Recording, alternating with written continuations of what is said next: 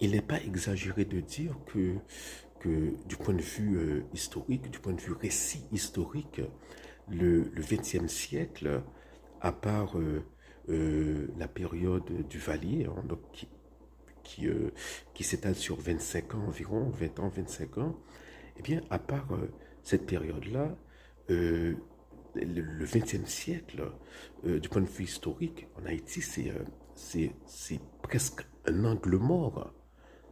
Voilà, donc euh, c'est comme si les historiens, euh, la plupart des historiens ont passé leur temps à écrire des livres réquisitoires contre la dictature des Duvalier, comme si en écrivant beaucoup de livres, on allait exorciser voilà, le duvalierisme de l'âme haïtienne.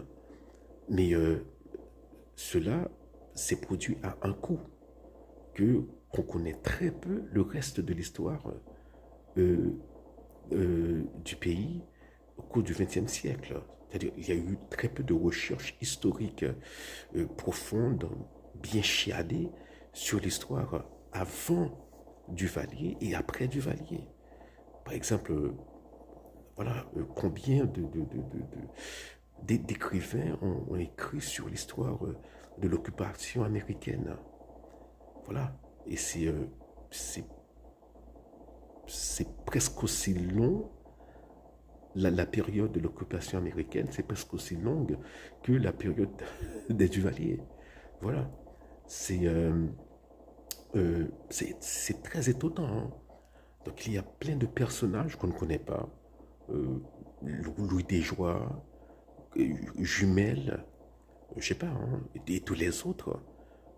Benoît Batraville, Chalmay Piralt, ou même des personnalités plus récentes, comme Silvio Claude, qui a, qui a été sacrifié.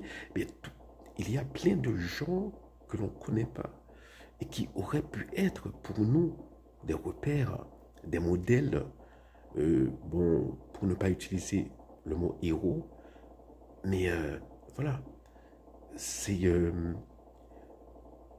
ce travail de devoir historique, nous ne le faisons pas. Et, et sans ce travail, eh bien, les jeunes, ils n'aimeront jamais leur pays. Ils voudront toujours partir. Ils n'auront jamais des héros pour, voilà, pour les inciter à rester, à bâtir ce pays.